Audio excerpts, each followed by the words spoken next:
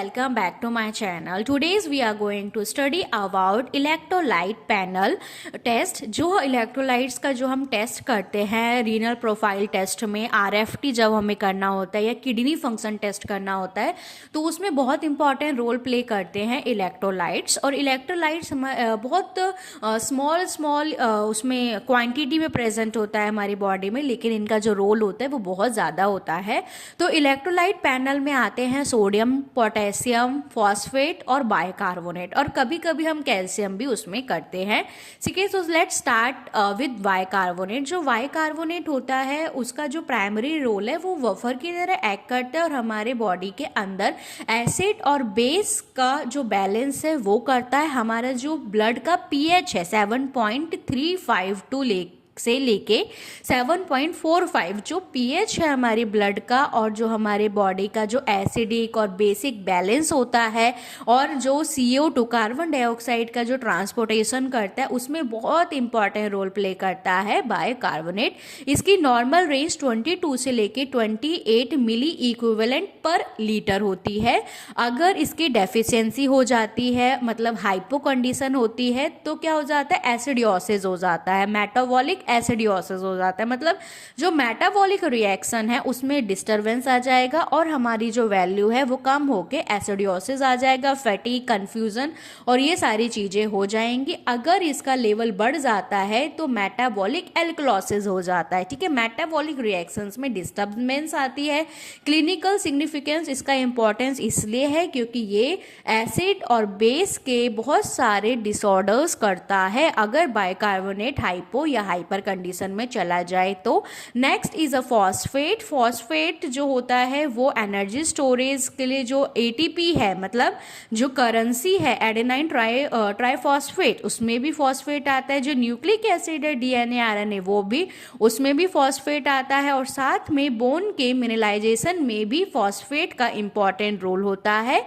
ठीक है, तो फॉस्फेट भी बहुत ज़रूरी होती है हमारे सेल के लिए। 2.5 से लेकर 4.5 मिलीग्राम पर डेसीलीटर होता है। अगर ये हाइपो कंडीशन में है तो हम इसको क्या बोलेंगे, हाइपोफॉस्टोमिया। ठीक है, EMI मतलब अगर EMI आता है तो इसका मतलब है कि ये किसी भी इलेक्ट्रोलाइट की बात हो रही है। हाइपोफॉस्टोमिया मतलब फॉस्फेट की वैल्यू का कम होना, मसल्स वीक होंगी क्योंकि बोन की मिनरलाइजेशन में इंपॉर्टेंट रोल प्ले करता है। बोन पेन भी हो सकता है और रेस्पिरेटरी फेलियर भी हो सकता है। और अगर इसका लेवल बढ़ जाता है तो हाइपरफॉस्फेटेमिया हो सकता है, किडनी फेल हो सकती है और हाइपोपैराथायरॉयडिज्म और बोन की डिजीज हो सकता है। नॉर्मली फॉस्फेट टेस्ट हम तब करते हैं जब हमें बोन की हेल्थ के लिए जानना होता है, मेटाबॉलिक बैलेंस के लिए और किडनी के फंक्शन के हमें देखना होता है, तब हम फॉस्फेट का टेस्ट करते हैं। Next is calcium. कैल्शियम तो सबको पता है कि बोन के स्ट्रक्चर के लिए बहुत इंपॉर्टेंट है, हमारे मसल्स कॉन्ट्रैक्शन के लिए इंपॉर्टेंट है, हमारे नर्व ट्रांसमिशन के लिए इंपॉर्टेंट है और ब्लड क्लॉटिंग में भी बहुत इंपॉर्टेंट रोल प्ले करता है कैल्शियम। कैल्शियम की जो वैल्यू होती है वो होती है 8.5 से लेके 10 मिलीग्राम पर डेसीलीटर। अगर इसकी रेंज कम हो जाती है, डेफिशिएंसी हो जाती है, तो उसको हम बोलते हैं हाइपोकैल्सीमिया, जिसमें मसल्स के क्रैम्प्स आ सकते हैं, टेटनी, सीजियर, ये सब चीजें इसमें हो सकती है। कार्डियक एरिथमिक हो सकता है।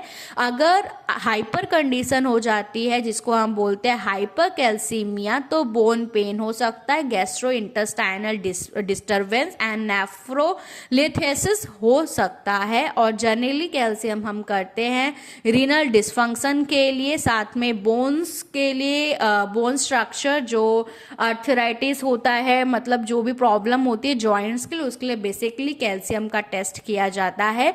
उसके बाद आता है सोडियम। सोडियम फ्लूइड बैलेंस करने के लिए बहुत इंपॉर्टेंट है। इलेक्ट्रोलाइट में सोडियम का रोल बहुत ज़्यादा आता है। जब भी हमको डिहाइड्रेशन हो जाता है तो ORS वगैरह मिलता है तो उसमें भी सोडियम होता ही है।